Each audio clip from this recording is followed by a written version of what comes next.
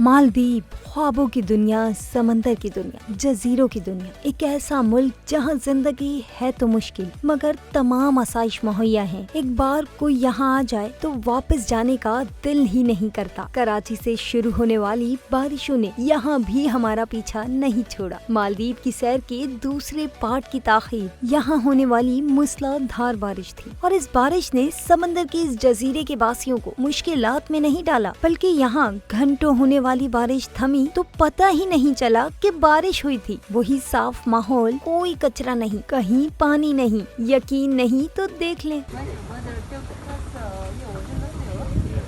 भरपूर मजे की नींद के बाद बेदार होना और इसके लिए ब्रेकफास्ट की कुर्बानी तो देना बनती है। टाइम गुजरने के बाद कैफे पहुँचे तो सिर्फ जूस ही हमारे नसीब में था। आप देख सकते हैं कि खाली कुर्सियाँ और टेबल बता रही है कि नाश्ता किस कदर भरपूर हुआ होगा, जिसको हमने बहुत मिस किया।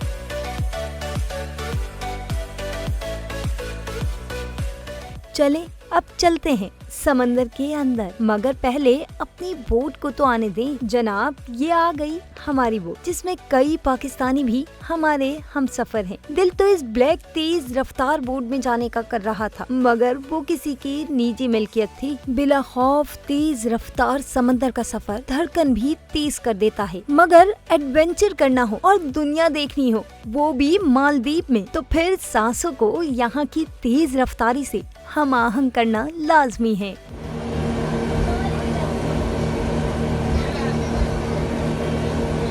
साहिल में ये बिच्छू हमें मनोरा की याद दिलाते हैं। मालदीव के नीले गहरे समंदर को देखना और फिर बादलों का इतना करीब होना, ये मंजर दिल को लुभाने के लिए काफी है। आसमान ऐसा लगता है कि हाथ बढ़ाकर आसमान को छू लें। अलग दुनिया का मजा लेना है तो मालदीव का सफर लाजमी करना है। अब हो गई रात, दिन भर गहमा गहमी, शोर शराबा, तो रात को इतना ही सुकून, ऐसा सुकून कि बस दिल करे कि वक्त ठहर जाए। समंदर की लहरों की आवाज में रात की तारीकी और परिंदों की आवाजें, ऐसा लगता है कि किसी जादू की नगरी में आ गए हैं। मालदीव की सैर कैसी लगी? चैनल को सब्सक्राइब और लाइक लाजमी करें और कमेंट्स में आगाह करें। सोनिया खान, मालदीव।